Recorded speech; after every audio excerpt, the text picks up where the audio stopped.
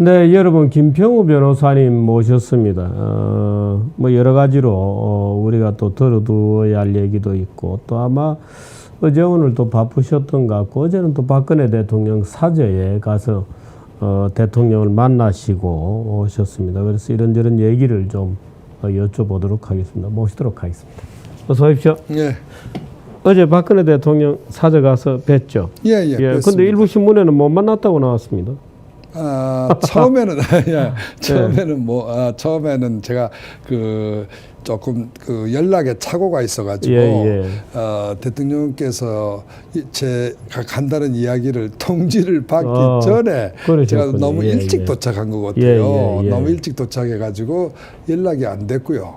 그 다음에 제가 만나 뵙지 못하고 돌아왔더니 아마 바로 그 뉴스가 전달이 연락이 오셔서 제가 다시 보낸 그 차를 타고 그래서 들어갔기 때문에 아마 그 기자분들은 그 뒤에 이야기는 모르신 것 같습니다. 그 차는 또 이 선텐이 선텐이 돼가지고 어떤 얘기 나누셨어요?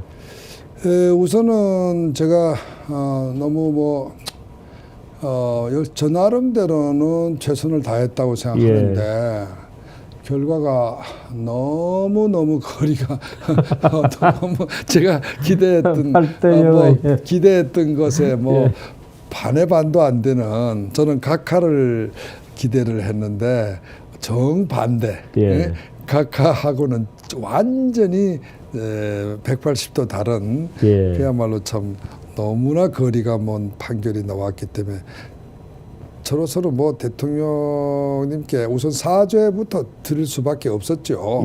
제가 열심히 했습니다만 결과가 이렇게 돼서 면목이 없다고 제가 사죄를 드렸고, 근데 오히려 대통령께서는 제가 참 어저께 깊은 감명을 받은 거는 역시 이분이 정말 그야말로 인생에 참 쓰라림을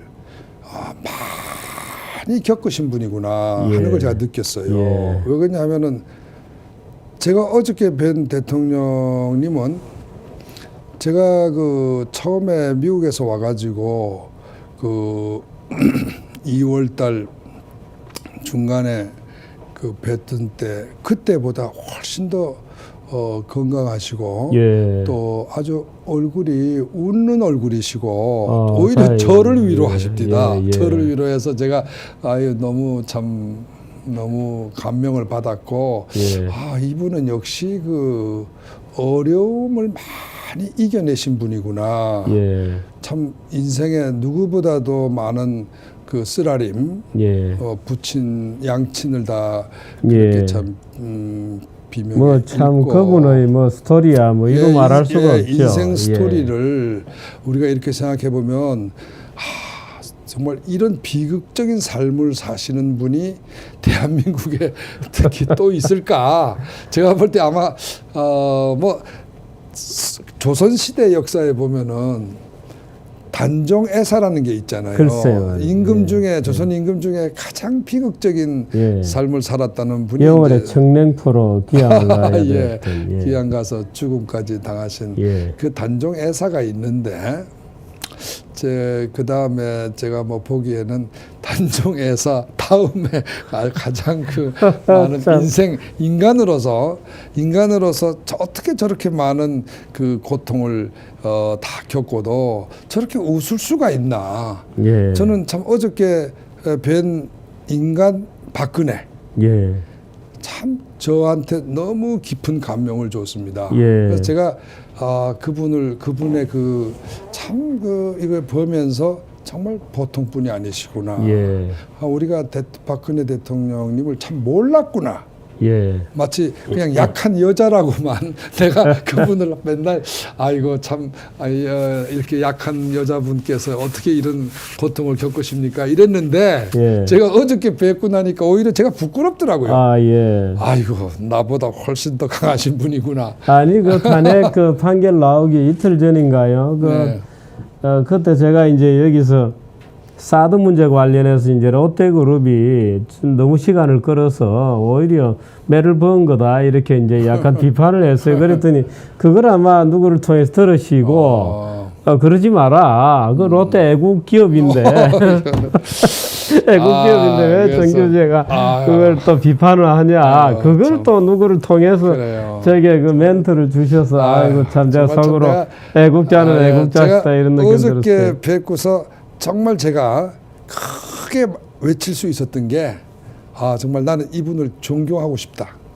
존경하고 싶다. 어떻게 이렇게 인간이 이런 그 정말 인간으로서는 견디기 어려운 그 인생을 이렇게 사시면서도 저렇게 웃음을 보일 수 있고 오히려 의연하시더라고요.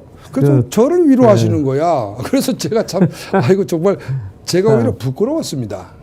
기가 막힌 얘기입니다. 이런 분이 참 계시는구나. 근데 어떻든 대통령께서는 곧 이제 또 소환을 당하게 돼 있습니다. 그러니까 그 점에 대해서도 제가 참 걱정을 해서 어떻게 힘내셔야 됩니다. 앞으로 더 많은 또 많은 고통이 기다리실 텐데 참 더 잘 견디시려면 더 마음을 굳게 잡수십시오. 뭐 이런 말씀을 드렸는데 오히려 뭐 아주 굉장히 담담하게 이렇게 될 경우 저렇게 될 경우에 대해서도 마음속으로 차분하게 대비를 하고 계시더라고요. 그래서 제가 정말 어저께 뵌 인간 박근혜 뭐 이제 대통령 아니시니까 전직 대통령이시지만 그 모습은 어떻게 보면은 하나의 뭐 이런 표현이 조금 저는 뭐 어릴 때 가톨릭 교육을 많이 받은 사람이라 참 이 순교자 이야기를 많이 제가 읽은 사람인데 그래서 뭐 어저께 뵈는 모습은 정말 제가 순교자 박근혜 이런 그 타이틀을 한번 쓴 적이 있는데 그거 그렇게 틀린 말은 아니구나 그런 생각이 들었습니다. 아주 그 모습이 정말 마치 그 어려운 어떻게 보면 옛날에 우리 잔다크라는 영화 있었잖아요. 불란서의 잔다크라는 그 성인의 이야기가 참 좀 그런 게 막까지도 연상이 되는 그런 참 대단한 분이시구나 이런 느꼈습니다. 아침에는 박성현 씨 아니 근데 저도 모르고 있었습니다만 박성현 씨가 구속이 되었다고 하니까 깜짝 놀랄 일인데 만나고 오셨다면서요? 오늘 아침에 아침에 제가 누구한테 이야기를 듣고 제가 너무 놀래서 아니 그 양반이 왜 구속되나? 그랬더니 신문에 잘 보도도 안 됐는데 어제 구속됐다고 그러는 것 같아요. 그래서 뭐 실질심사인가 영장 실질심사가 어저께 있었다고. 그래서 제가 깜짝 놀래가지고 그럼 무슨 죄인데 그렇게 됐나 하고서 이제 궁금해서 갔었죠. 남대문 경찰서에 계시더라고요. 그래서 제가 바로 접견 면회를 해서 조원영 변호사하고 둘이 가서 면회하고 마침 또 이인철 변호사님이 담당 변호사님이 그 시간에 오셔서 우리 셋이 다 같이 박 교수님 뵀는데 내용이 들어보니까 특수 공무집행 방해 뭐 그렇게 됐답니다. 그게 뭐 3년 이상이라고 그래요. 법정형이 3년 이상의 상당히 이제 무거운 범죄죠. 중병이죠. 중범죄죠. 그러니까 굉장히 중범죄예요. 그래서 뭔데 이렇게 중범죄냐 그랬더니 이제 그 3월 10일 날 판결 선고가 있었는데 3월 11일 날 그 다음 날 이분이 거기 무슨 현수막이니 뭐 이런 것들을 회수하기 위해서 아마 거기 가셨던 모양인데 거기도 이제 그날도 사람들이 꽤 많이 있었던 거죠.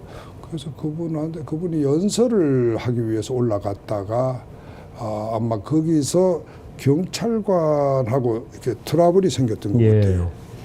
그 과정에서 이제 경찰관을 저쪽에서 이제 그 공소장에 의하면 그냥 영장에 의하면 뭐 폭행을 했다 이런 이야기고 그래서 여기 뭐 경찰관에 이게 여기 막 넘어지면서 다친 거거든요. 뭐 그때 그 당시 때 박 교수는 그 연설하기 위해서 그 마이크가 장착되어 있는 그 버스, 미니 버스인가 예. 있잖아요. 그 위에 올라가셔서 연설을 하셨답니다. 예. 그게 밑에서 경찰관이 이제 끌어내리니까 그 과정에서 이 뭐가 이렇게 돼가지고 뭐 어떤 트러블 이렇게 접촉이 신체적 어떤 타치가 있었던 것 같고 제 생각에 그 과정에서 뭐 밀고 당기다 이분이 넘어진 거 아닌가. 난 잘 깊은 내용은 잘 모르겠고 제가 아직 영장은 못 봤어요. 근데 뭐 그런 과정에서 생긴 거지 고의적인 폭행은 결코 아닌 거 아닌가 이런 느낌이 들었습니다. 그분이 또 고의적인 폭행하실 분은 아니니까. 고의적으로 폭행할 분은 아니죠. 그런데 어떻든 이렇게 대통령이 다시 불려가고 뭐 박성현 씨도 구속되고 뭐 어떻든 뭔가 모르는 이 어떤 사회 전체 분위기가 검은 구름이 이렇게 지상으로 내려온 듯한 그런 느낌이 있는 것은 분명해요. 그래서 참 그런 사태가 걱정이 되고 마치 뭐 아까 그런 말씀 잠깐 하셨습니다만은 뭐 나치즘으로 몰려가는 어떤 단계처럼 또는 뭐 공산주의 지배 체제가 들어서서 사회 전체가 하나의 독재 시스템으로 편입되는 과정에 뭐 초입 정도인 것 같은 그런 분위기가 나고 있고 그런데 어떻든 이 재판결도 8대 0이지만 소위 그 주류 언론들의 판결 전후의 태도는 굉장히 일방적이죠. 승복을 왜 승복하지 않느냐 하는 것이 온 신문의 일면 그렇죠. 머리였습니다. 어떻게 보셨어요? 아유, 그러니까 지금 보니까 뭐 우선 뭐 이 사회에 전직 대법관이라든가 또는 뭐 변협 회장이나 또는 전직 헌재 소장님이나 이런 법조계 아주 원로분들이 그동안은 전혀 탄핵 소추에 대해서 그 부당성을 지적하는 데는 전혀 참여하지 않으셨던 분들이 판결이 나니까 그 판결의 내용에 대해서는 전혀 한 말씀도 안 하시고 무조건 판결이니까 승복해야 된다. 이런 그 의견을 공개적으로 발표하셨습니다. 그러면서 언론들이 이제 사람만 만나면 어저께도 제가 대통령 사저에 갔다가 뭐 첫 번 방문했을 때 이제 입장을 집에 못 들어가고 이제 기다리라고 그러더라고요. 그 경찰관이 뭐 안에 그 알아볼 테니까 좀 기다리라고. 저는 이제 기다리려고 이렇게 밖으로 나왔는데 그냥 뭐 한 30여 명의 기자들이 둘러싸면서 이제 저한테 막 그냥 물어보는 거예요. 근데 뭐 그 내용 중에 제일 저한테 그 귀에 거슬렸던 거는 다른 거는 이해가 가요. 왜 오셨느냐, 그 서류가 들고 있는 서류가 뭐 무슨 내용이냐, 뭐 이런 거는 제가 볼 때 뭐 그냥 중립적인 질문이다 이런 느낌이 들었는데 저를 보고 승복하는 겁니까, 안 하는 겁니까? 자꾸 묻는 거예요. 아니 그래서 내가 아니 당신 그 묻는 건 당신 자유인지 몰라도 나는 그 답변하고 싶지 않다. 답변하지 않는 것도 내 자유 아니냐. 아 이랬더니 한 기자분이 그러더라고. 대답을 하시는 게 좋을 텐데요.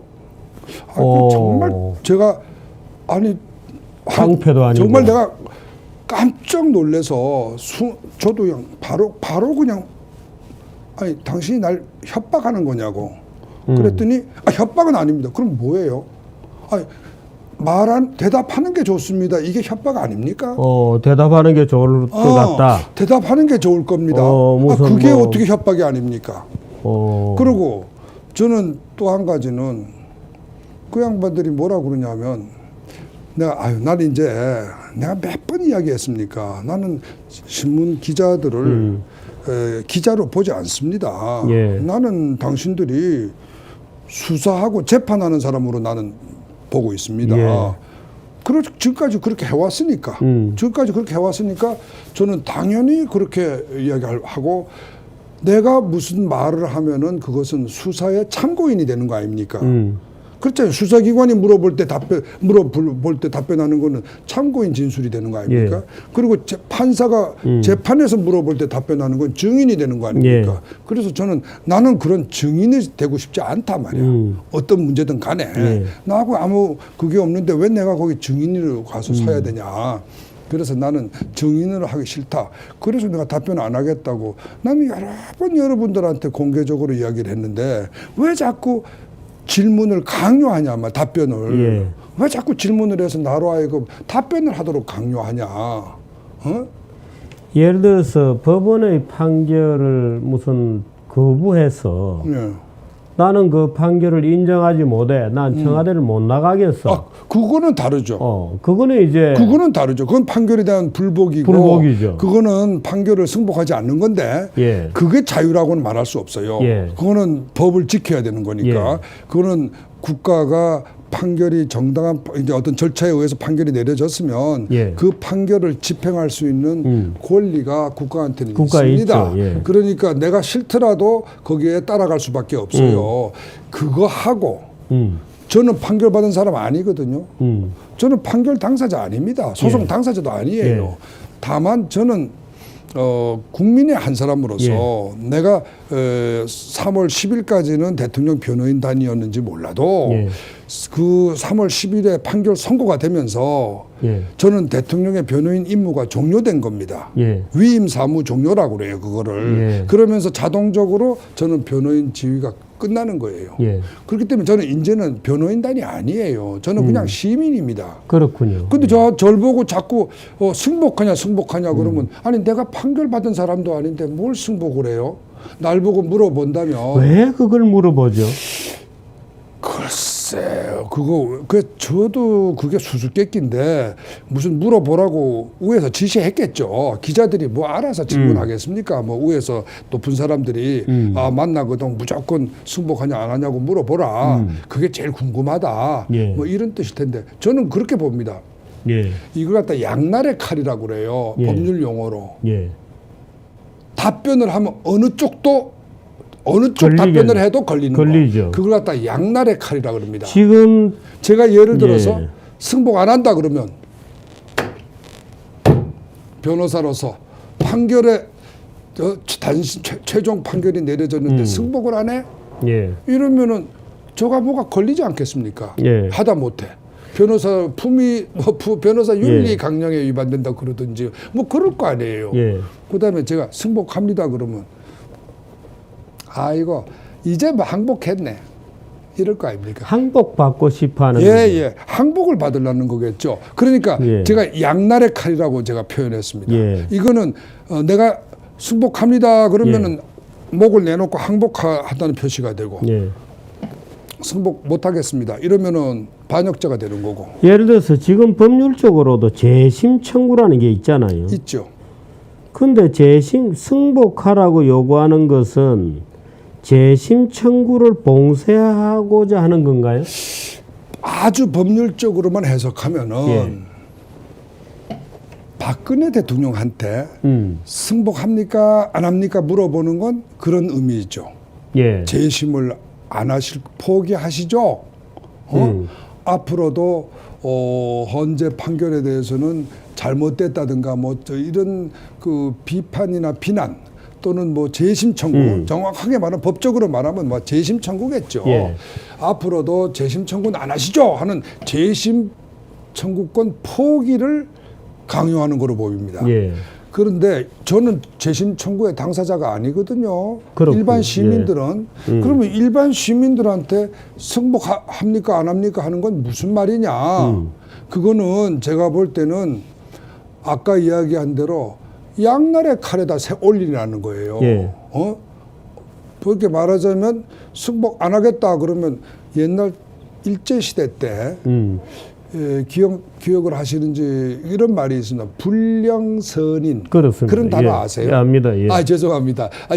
저보다 젊으신 것 같아서 불량선인이란 단어를. 제가 당연히 젊죠. 젊자 젊지만. 불량선인이란 단어는 예. 그게 무슨 뜻인지 아시잖아요. 예, 설명 좀 해주시죠. 그러니까 예. 그거는 이제 옛날 일제시대 때. 그렇습니다. 예. 일제시대 때 조선 사람을요. 그렇습니다. 두 그룹으로 예. 나눴습니다. 예. 선량한 조선 사람. 예. 이거는 일제가 시키는 대로 따라가는 사람이에요. 예. 신사참배하자 그러면 신사참배 좋습니다. 예. 따라가고. 따라가고 또 우리 대동아 공영권의 번영을 위해서 동남아 중국 전쟁 대중 전쟁을 벌이는데 참전하세요. 그러면 예 알겠습니다. 의용군으로 나가겠습니다. 예. 참전하고 또 무슨 군대가 지금 어려운데 징발합시다. 징발을 하는데 좀 협조해 주세요. 그러면 뭐 집안에 있는 노쇠끈이라서 갖다 바치고 이러는 사람을 소위 그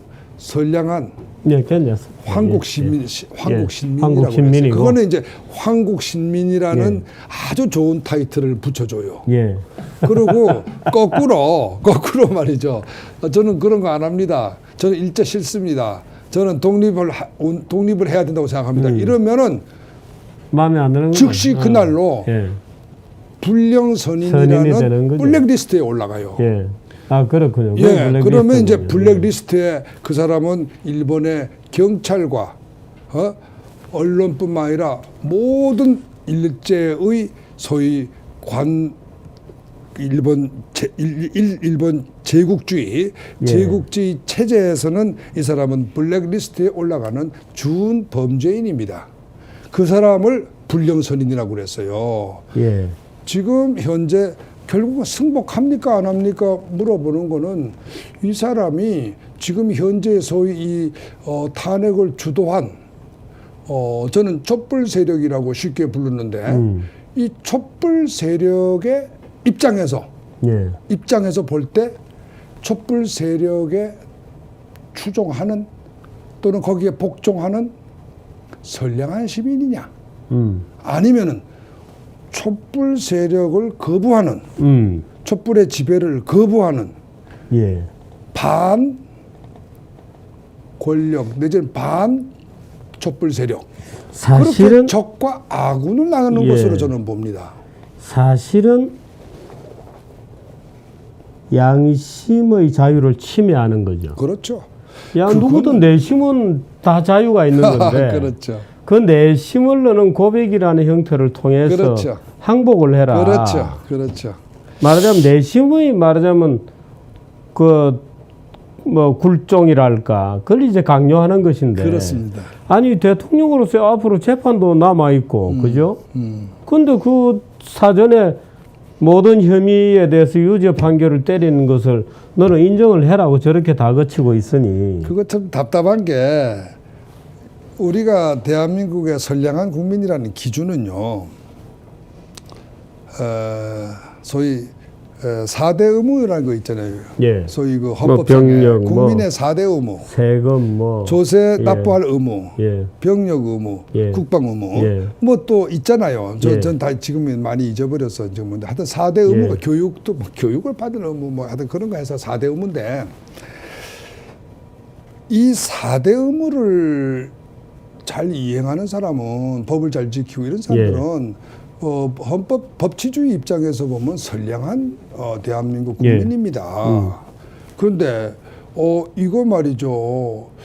촛불 세력이 만드는 8대 0의 헌법재판소의 이 판결에 승복하면 선량한 국민이고 승복하지 않으면 이거는 예. 대한민국의 헌법 무슨 법률 질서에 위배되는 예. 그런 인간이라고 이렇게 범법자 취급을 해서 블랙리스트에 올리는 거 이거는 제가 볼 때는 정말 그야말로 헌법을 위반하는 겁니다. 지금 헌재 자체가 예. 대통령이 검찰 수사에 성실히 협조하지 않았다. 청와대 문을 열어서 압수를 왜 제대로 받지 않았냐. 그러므로 너는 헌법 수호 의지라고는 안 보인다. 하고 때린 거 아니에요? 같은 맥락이죠. 예, 그것도 같은 맥락인데. 네, 같은 맥락입니다. 예, 이게 마녀 사냥을 할 때 예. 너는 마녀야 하고 이제 자백을 하라고 막 이제 고문을 가하고 그래서 고문에 못 이겨서 자백을 하면 이제 자백을 했으니까 마녀가 되는 거죠. 그렇죠. 양날의 그런데, 칼 아닙니까? 예, 자백을 안 하면 정말 지독한 마녀가 되는 그렇죠. 거죠. 이래도 마녀, 저래도 마녀입니다. 저래도 마녀죠. 그걸 갖다 예. 양날의 칼이라고 그래요. 예. 그러니까 양날의 칼을 휘두르면 그 상대방은 무조건 결과는 무조건 죽는 거예요. 예. 그러니까 내가 양심에 인간의 존엄성이라고 그러는데 예. 자기가 사상 표현의 자유라고 그래요. 예. 우리가 보통 헌법적으로 말할 때는 사상과 표현의 자유입니다. 예. 인간과 동물을 구별하는 가장 절대적 기준은 가장 예. 법적으로 볼 때는 제일 기준은 사상과 표현이라는 예. 그 정신적 능력을 가졌느냐 안 가졌느냐입니다. 예. 이것이 있으면 인간이고 예. 그것이 없으면 동물이에요. 예. 우리가 헌법적으로 보면은 예. 그래서 인간의 존엄성은 여러 가지 면에서 인간의 존엄성을 규정할 수 있지만 그 헌법적인 사고에서 보면은 사상 표현의 자유를 누릴 수 있는 것이 인간이 인간의 예.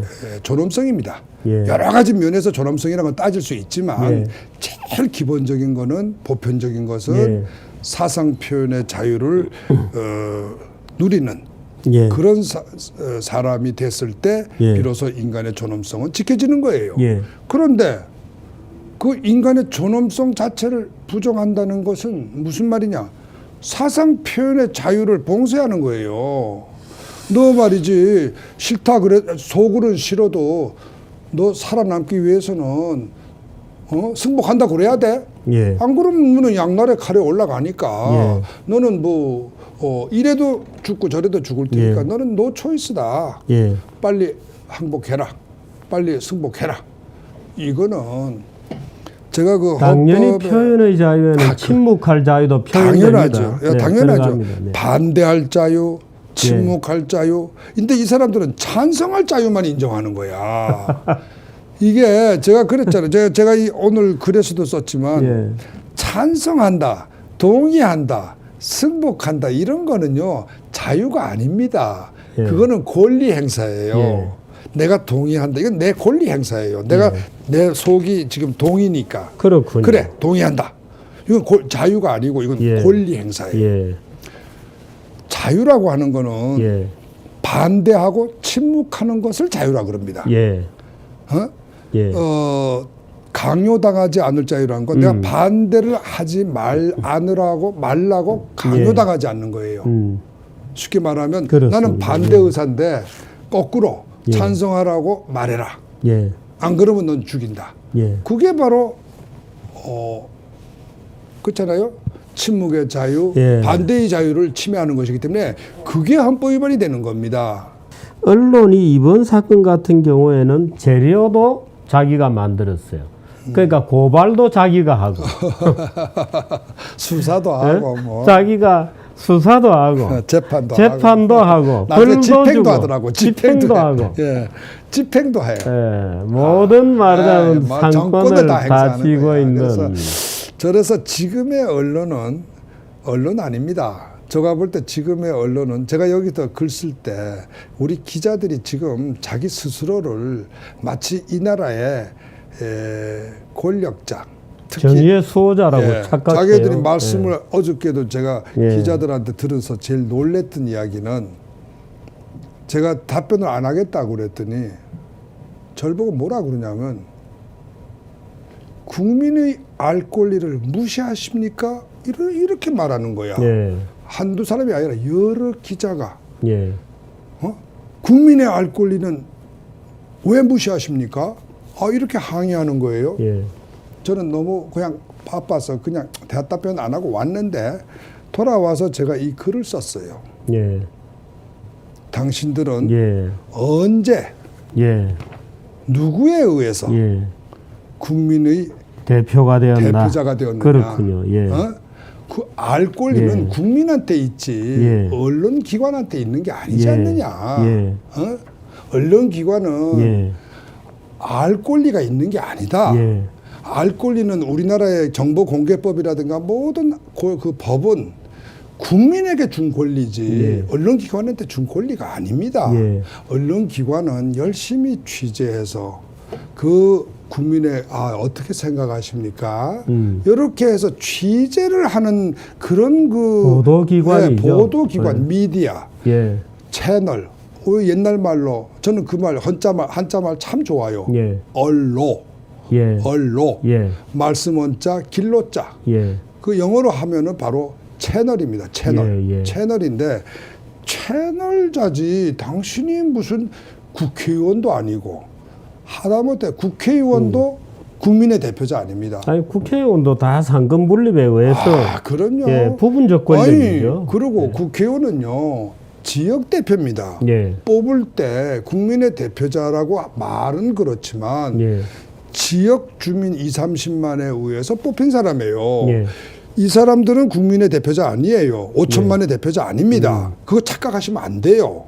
그게 아니고 이 개개의 국회의원이 국민의 대표자가 되는 게 아니고 이 300명이 모여서 회의를 열어서 저희 다수결이면 다수결, 3분의 2면 3분의 2로 어떤 의안을 결정했을 때 결의를 적법한 결의가 이루어졌을 때 그때 비로소 그 국회가 국민의 예. 대표자가 되는 겁니다. 예. 그렇기 때문에 우리나라에서 유일하게 국민의 대표자는 대통령 한 사람밖에 그렇군요. 없습니다. 예. 그러니까 법적으로 말하면 국민의 대표자란 이야기는 오직 대통령한테만 사용해야 돼요. 예. 다른 사람들한테 쓰면 안 됩니다. 예. 그런데 한 번도 투표도 단 한 표도 안 예. 받은 사람이 언론기관이 예. 기자는 그 종업원이지 그 자격이 없는 겁니다. 그렇습니다. 그럼요. 예. 회사의 예. 종업원입니다. 언론기관의 자유죠. 언론기관의 종업원이에요. 예, 그렇습니다. 그러니까 예. 권리는 언론기관한테 예. 소위 그 영어로 프레스란 말은 보도하는 기관이에요. 보도하는 그렇습니다. 기관. 그러니까 예. 그 언로라는 기관의 어떤 지위는 그 회사한테 있는 거지 기자한테 있는 게 있는 게 아닙니다. 아니죠. 기자는 그 사람의 종업원이에요. 예. 그런데 쥐가 뭐라 그러냐면 저를 보고 국민의 알 권리를 지 권리를 갖다 왜 국민의 권리라고 그래요? 자기가 묻고 싶어서 그런 거지. 그냥 솔직하게 저 아무개 신문사의 아무개 기자인데 저는 회사에서 이런 거 좀 취재해 오라 그래서 제가 신부름 왔는데요. 그거 어떻습니까? 그거 어떻게 이런 건 어떻게 보십니까? 그렇게 물어보면 제가 이거 나는 이렇게 본다. 그렇게 글자 그대로 보도해 주고 예. 그게 뭐 자기네들이 보도하기 싫으면 뭐 보도하든 말든지 그러나 바꾸면 안 되죠. 예. 그리고 더 나쁜 것은 그 제 이야기에 대해서 옳다 그러다 평가를 왜 하느냐 이거야. 그러니까. 아니 나는 그런 평가받는 거라면 나는 말 안 한다 이거야. 예. 그렇잖아요. 예. 내가 누구로부터 평가받을 의무는 없잖아. 예. 우리가 자유인이라고 하는 거, 우리가 어떤 법치주의 사회의 자유인이라고 하는 건 누구로부터도 적법 절차에 의하지 아니하고는 평가나 재판을 받지 않는 겁니다. 그런데 그런 일방성이 지금 흐르거든요. 저는 이 8대0 판결이라고 하는 것 자체가 이거 8대0이라는 것은 내부적으로 굉장히 심각한 누군가의 양심이 훼손되었을 것이다. 또는 반자유적인 상당한 압력이 내부에서 있었을 것이다. 그렇지 않으면 그 많은 논점들에 대해서 8명이 전원일체의 판결을 한다는 것은 불가능하다. 그래서 필시 내부에 상당한 비자유주의적인 압력이 있었을 것이라고 느끼거든요. 경험칙상으로 보면 그렇게 평가됩니다. 그날도 마지막까지 못 나와가지고 시간이 다 될 때까지 한 방에서 말의 육박전을 벌였다는 얘기를 제가 들었습니다만은 물론 선의로 했겠죠. 자기들끼리는 후유증을 그래도 줄이려면은 8대0으로 몰아주자 이런 별별 얘기를 아마 했을 거라고 짐작은 합니다만은 헌법재판관답지 못한 판결이었던 것 같아요. 그런데 헌법재판관이라는 게 제가 느낀 거는 왜 우리 이정미 판사의 후임으로 또 물론 뭐 나이가 다는 아닙니다만은 비교적 젊은 분이 또 보임이 되었잖아요. 이게 맞는 겁니까? 지금 제가 법적으로만 따지면 예. 뭐 헌재가 스스로 맨날 주장하고 있는 것 중에 하나인데요. 예. 대법원보다는 헌법재판소가 상위라는 주장입니다. 예. 그건 왜 그러냐 하면은 그 말도 논리적으로 보면 그 말도 일리가 있죠. 예. 대법원이라고 하는 것은 헌법이라는 게 일단은 모든 법의 최고거든요. 예. 최고법이라고 그럽니다. 예. 헌법은 최고법이다. 그거 다 누구나 알잖아요. 예. 상식적으로. 그거 이제 이론적으로는 그걸 이제 법 단계설이라고 그래요. 예. 법 단계설. 예. 법이라고 하는 건 다 똑같은 법이 아니고 예. 어떤 피라미드 구조다. 그래서 피라미드 구조의 제일 정점에 있는 거 그것이 바로 헌법이다. 그리고 다른 법률들은 다 이 아래고 또 그 밑에는 명령이라는 게 있고 또 그 밑에는 처분이라는 게 있고 예.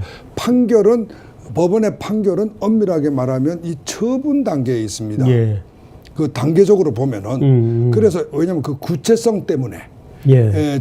이 위로 올라갈수록 예. 보편성이 커지는 거예요. 되겠죠. 보편성이 더 넓어지고 아래로 내려갈수록 보편성이 줄어들면서 구체성이 더 예. 강화되는 거거든요. 그거 갖다 이제 법 단계설이라고 그러는데 뭐 그거 모르는 사람은 뭐 법과대학 중에 졸업한 사람 중에 아무도 근데 없어요. 실제로 헌법재판관으로 보임되는 분들을 보면 특히 이번에 대법원장이 누구를 추천을 했는데 그러니까 그걸 가만히 보면 저분들은 지금 헌법재판관의 지위를 대법관보다 상당히 낮게 본다는 아래로 거예요. 봅니다. 그래서 예. 그거는 이번에 처음이 아니고 예. 이번 처음은 아닙니다. 이번엔 뭐 저희 같은 사람들의 이번에 주목하게 되었으니까 사실은 우리 법조계에서는 예. 그거는 헌법재판소 흔히들 이제 이야기할 때 일기라는 게 있어요. 예. 왜 6년 텀이니까 6년 마치면 이제 2기가 예. 나오잖아요. 육사 2기처럼 2기가 나오고 3기가 나오고 예. 4기가 나오고 이번에 아마 그러면은 제가 볼 때는 아마 5기가 아닌가 싶은데 대법원 조규광 원장님 그다음에 김용준 원장님 그다음에 이제 윤영철 원장님 그다음에 이강구 원장님 그다음에 박안철 원장님 이게 5대예요. 지금 5대입니다. 이게 이제 6대로 넘어가는 그 말기에 있는 거죠. 이제 과정에 있는데 5대입니다. 지금 5기 소위 5기 헌법재판관들인데 1기 헌법재판관들은 대법원 레벨 정도의 사람들이 올라갔어요. 처음에 1기 때는 그런데 그 다음부터인가 3기 때부터인가는 이제 1기의 조규광 씨는 대법원장님보다 아마 그 당시 때 대법원장님보다 선배일 겁니다. 그랬군요. 예, 법조계 대선배시니까 그분은 대선배시니까 그분이 조선 변시 출신일 거예요. 고등고시가 아니고 그래서 그분까지는 위였어요. 대법원보다 위의 레벨에서 오셨습니다. 김용준 대법원장님은 아마 대법관 하시고 오셨던가 뭐 그래요. 그리고 3기의 윤영철 원장님도 대법관 하시고 오셨어요. 대법원장이 아니고 대법관이 오셨어요. 그래서 지금 레벨이 헌재 소장을 대법관하고 같은 레벨로 봐요. 지금 현재 제가 쭉 관례를 보니까 그렇게 보고 대개 기수를 그렇게 맞아진 것 같아요. 그리고 헌법재판관은 당연히 그러다 보니까 고등부장 레벨로 지금 고등법원의 부장 판사 레벨로 본다. 고등법원의 부장 판사 레벨로 보여지고 실제로 그렇게 그 레벨에서 임용이 되고 만일에 대법관 지낸 사람 보고 헌법재판관 하시죠 그러면 지금까지 제가 알고 있기로는 단 한 분도 안 계십니다. 대법관 출신이 헌재 소장은 몰라도 헌법재판관으로 오신 분은 제가 알고 있기로는 한 분도 안 계신 거로 압니다. 예. 그리고 거꾸로 헌법재판관 중에서 그러면 대법관 되신 분도 있느냐? 제가 알고 있기로는 그분도 안 계시는 없죠. 것 같아요. 예. 그러니까 그것은 무엇을 의미하느냐? 대법원 판사님들의 어떤 생각으로는 예. 고등법원으로 보는 거예요. 의식이. 그렇군요. 예. 근데 어떻든 지금 일반 국민들은 뭐 헌법재판소라고 하는 외형이 있으니까 당연히 헌법재판소의 재판관들은 재판관들 중에서도 최고 수준의 그렇죠. 어떤 경험과 예, 경험과 지력이 있고 말하자면 단순히 헌법 법리라기보다는 말하자면 국가란 무엇인가에 그렇죠. 대한 예, 예. 정치란 무엇인가에 대한 그렇죠. 깊은 이해를 갖는 분일 거다고 흔히 생각하는데 그렇죠.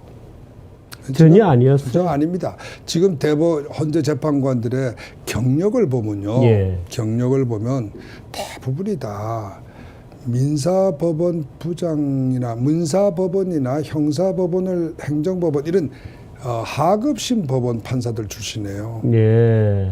그러니까 대법원이라고 하는 것은 그 어떤 의미에서 보면 민법, 형법 이걸 마지막으로 다 다루니까 민사 사건도 다루고 형사 사건도 다루고 행정 사건도 다루고 조세 사건도 다루고 모든 사건이 다 대법원으로 모이지 않습니까? 그런 의미에서 보면은 대법관 출신들이 대법관에 계신 분들은 그 모든 법을 다 다루시니까 어떻게 보면 헌법적 차원이라고 볼 보실 수도 있어요. 그러니까 그렇게 보면 사실은 순리적으로 하면은 그 대법관님들이 헌법재판관으로 오시는 게 맞아요. 근데 지금 현재 그 지위는 헌법을 다룬다 그러면서 역할은 펑션은 아니 대통령을 파면하는 자들인데. 아유 그렇잖아요. 국회와 대통령을 놓고 재판하는 거니까 이거는 뭐 대법관 중에서도 뭐 제일 높은 사람들이 앉아야 되는 거예요. 엄밀하게 말하면 실제로 지금 불란서의 헌법재판소는 국가 원로들로 구성하는 거로 압니다. 그거는 단순한 법관이 아니고 정말 전직 대통령이라든가 이러한 그 국가 급이 국가 최고의 원로들로 구성하는 거로 알고 있어요. 독일은 약간 또 다르죠? 독일은 또 잘 다릅니다. 독일은 불란서하고는 또 달라서 그 독일은 헌법재판소라는 것이 하나의 특별 전문부로 되어 있습니다. 특별 전문 법원으로. 하면 예를 들어서 뭐 조세부, 무슨 특허부 이런 것처럼 그것도 하나의 헌법부가 있는 거죠. 그러니까 그렇군요. 독일은 모든 헌법 법원을 구성하는 기준이 전문성에 놓고 있어요. 전문성을 조점으로 해서 놓고 있어요. 그럼 그 전문부가 몇 개가 있고 그 위에 대법원이 있나요? 제가 알고 있기로는 연합부가 있는 거로 압니다. 연합부. 연합부. 연합부라는 하나의 그 어떤 말하면 총괄. 개별부를 연합하는. 개념적으로는 상부겠습니다. 그렇죠. 연합부가 아무래도 상부죠. 그래서 제가 알고 있기로는 그 전문부가 아니라 연합부라는 게. 그게 이제 최고. 그렇군요. 근데 지금 불란서는 헌법재판소가 국가 원로들로 구성되어 있고 나라마다 이게 다 다릅니다. 나라마다 다른데 지금 현재 우리나라 헌법재판소는 그 역할은 최고. 대통령도 사건 당사자가 되니까 국회와 대통령 위에 있는 거 아닙니까? 쉽게 말하면. 뭐 재판하는 거니까. 그럼요. 대법원보다 훨씬 위에 있습니다. 그러면 위치상으로 보면 3권 위에 있어요. 그래서 헌법재판소의 그 책을 보시면요. 헌법재판소가 자기네를 소개하는 책을 보면은 상권 위에 자기네들이 있다고 보고 있기 때문에 굉장한 프라이드를 가지고 있습니다. 그런데 실제로 그걸 담당하는 법관들은 대법원보다 밑에서 온단 말입니다. 그러니까요. 그러니 이것이 모순이 일어날 수밖에 없죠. 이번에 이 사건이 그야말로 그 모순의 문제점을 아주 극명하게 드러낸 거예요. 예. 아니 근데 저는 약간 뭐 이번에 실망스러웠던 게 우선 뭐 결정문을 쭉 읽어보는 과정에서 저같이 뭐 법을 전공하지도 않은 사람이 봐도 야 이거는 이상하다. 소추되지도 않는 말하자면 검찰 공소장을 좀 적당히 버무려서 무슨 뭐 새로운 사실이 뭐 증거조사가 충분히 된 것도 아니고 이미 새로운 사실들이 나오고 있는데도 틀리게 쓰고 최순실과 정윤회도 약간 헷갈리게 쓴 부분이 있는 것 같고 그래서 좀 실망천만이었어요. 그래서 저분들이 법원에 우리가 아는 적어도 최고의 엘리트로 구성이 되어야 하는 그런 프로세스가 아닌 것 같다라는 의심을 갖게 되죠. 그건 뭐 바로 보신 거죠. 그래서 제가 글에서도 어저께 쓴 글에서도 헌법재판소가 단심제로 되어 있는 것이 결국 모든 이 이상한 판결, 정말 상식으로 도저히 이해할 수 없는 이러한 이 억지 논리, 그러한 그 판결을 어떻게 법관이 할 수 있느냐, 이런 많은 국민들의 의문이 있지 않습니까? 거기에 대해서는 그 답은 물론 그 진상은 나중에 후일에 역사에서 밝혀지겠지만 우리 법률가의 저는 법률적인 측면에서 본다면 우리나라 법제가 잘못돼 있다. 헌법을 고쳐야 된다. 그렇군요. 헌법재판소는 우리나라가 어차피 국가 원로라는 게 우리나라에 존재하기 어렵습니다. 우리나라가 뭐 어떤 불행하게도 전직 대통령 치고 국민의 전폭적인 존경을 받는 사람은 거의 아무도 없어요. 이런 나라에서 국가 원로라는 게 존재할 수가 없습니다. 그렇기 때문에 국가 원로들로 헌법재판소를 구성한다는 것도 우리 현실에는 비현실적이고 또 그렇다고 해서 지금처럼 이렇게 뭐 실제는 고등법원 판사급이 오면서 위치만 대법원 위에 올라가 있는 이런 그 이상한 이런 앞뒤가 안 맞는 이런 제도를 반복한다는 것도 맞지 않고 그렇다면은 오히려 우리 현실에 맞는 거는 헌법재판소를 고등법원으로 재편성해서 헌법 문제는 일단 고등법원 특수고등법원인 헌법재판부로 보내고 그 헌법재판부의 판결이 잘 됐느냐 못 됐느냐 하는 거는 대법원에서 헌법재판부가 지금 생기면요 헌법재판부가 있잖아요. 그리고 지금 우리나라에는 그 조세부가 따로 있는 걸로 압니다. 따로 고등법원에 지금 따로 있어요. 고등법원에 조세법원인가 뭐 하는 게 있어요. 지금 행정법원에 하나요. 그리고 뭐 특허부가 또 따로 있고 뭐 특허법원 이렇게 따로 있어요. 지금 그러니까 그런 레벨로 헌법부를 하나 만들고 최종적인 판단은 결국 우리나라 최고의 법원인 대법원에서 재심의 역할이죠. 그렇군요. 그렇게 한다 그러면 그것은 상당히 이러한 많은 문제점들을 해결할 수 있지 않을까. 현재 오늘날 우리가 이번에 본 정말 그 국민들의 실망을 준 이러한 판결의 오류, 그 잘못을 그래도 일단 한번 걸을 수 있지 않겠나 이런 생각이 듭니다. 어쨌든 이번에 뭐 유감스러운 결과지만 대통령은 파면되고 재판은 끝났습니다. 뭐 건강도 좀 안 좋으셔서 일단 미국으로 돌아가신다고 들었습니다. 저는 이제 지금 제가 너무 좀 과로를 한 것 같아요. 오랫동안 그리고 긴장도 많이 쌓이고 또 뭐 이렇게 되다 보니까 또 집 떠난 지도 너무 오래됐고 그래서 일단은 미국으로 돌아가서 제가 좀 이 건강도 다시 재충전해가지고 다시 오겠습니다. 그리고 저는 이 법치주의를 통해서 우리나라가 다시 제2의 건국을 이루어야 된다 하는 제 신념에는 조금 더 변함이 없고 그것을 위해서 저는 뭐 앞으로도 계속 투쟁할 생각입니다. 예. 그래서 또 이번에 제가 한 가지 이제 결과는 뭐 이렇게 참 참담한 패배로 끝났지만 뭐 제가 한 가지 위로가 된다면 예. 뭐 드골 장군이 전투에서 불란서는 전투에서 졌지 예. 전쟁에서 진 건 아니다. 예. 그런 말이 있잖아요.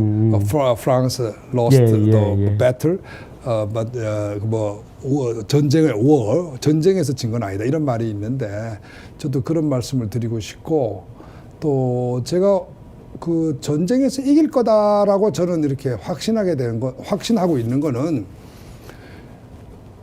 이번에 그 태극기 집회에 나오신 분들, 그분들의 그 정말 정말 그야말로 헌신적인 애국심, 예. 그 애국심이 네, 점점 더 날로 커지고 있고 또 그것이 점점 더 아래로 확산되면서 예. 젊은 사람들한테까지도 예. 조금씩 미치고 있다. 뭐 마치 물이 이렇게 아래로 자꾸 예, 내려가듯이 예, 예. 이것이 자꾸 밑으로 내려가면서 70대에서 60대, 50대, 40대로 자꾸 밑으로 확산되고 예. 있다 하는 그러한 걸 느끼면서 또 그리고 뭐 우리 정규재 TV라든가 신의 한수라든가 정미용 씨라든가 또 여러 가지 그 우파적인 그런 그 언론 매체들도 예. 많은 그 국민들로부터 이제는 예. 외면이 아니라 이제 오히려 사랑을 받는 예. 그리고 오히려 정통적인 어떤 그런 언론들은 점차적으로 국민들로부터 버림을 받는 예. 이러한 그 반가운 현상이 예.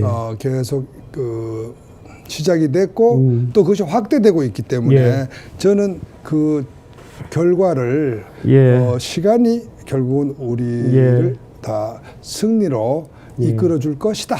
예. 이렇게 저는 믿고 있습니다. 그래서 굉장히 저는 이번에 기회에 이번에 와서 짧은 뭐 45일간인가 뭐 이런 그 한국에서의 생활이지만 잃는 것보다 예. 훨씬 더 많은 예. 얻는 것을 가지고 예. 갔다가 재충전해서 다시 오겠습니다. 그렇습니다. 재충전해서 다시 건강하게 뵙기를 바라겠습니다. 그래요. 고맙습니다. 감사합니다. 예, 고맙습니다. 그래, 수고하셨습니다. 예. 고생 많으시겠어요. 예, 고맙습니다. 예. 예, 여러분 이제 김평우 변호사님은 일단 미국으로 돌아가셔서 몸 좀 추스리고 다시 돌아오실 겁니다. 막상 또 그러나 또 떠나신다고 하니까 야 이거 이제 어떡하나 하는 이런 생각 좀 듭니다. 그러나 뭐 오빠는 돌아오겠죠. 예, 그런 얘기를 해보겠습니다. 예, 김 변호사님 모셔드리도록 하겠습니다. 고맙습니다.